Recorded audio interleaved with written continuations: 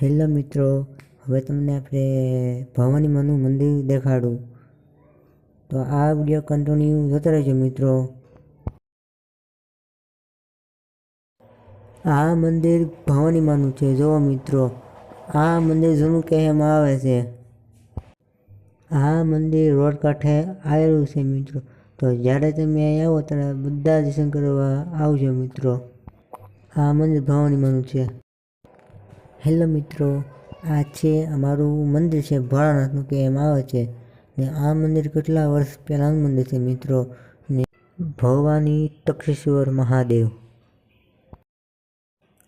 Hello guys, આ છે અમારે બાકડા બેહવાના. બધા લોકો અહીં બેસવા આવે છે મિત્રો. ને આ અમારે મોટું જબર મેદાન છે ને અહીંયા મોટું જબર મંદિર કહેવામાં આવે છે મિત્રો. તો અમારી ચેનલ લાઈક શેર અને સબસ્ક્રાઈબ કરજો.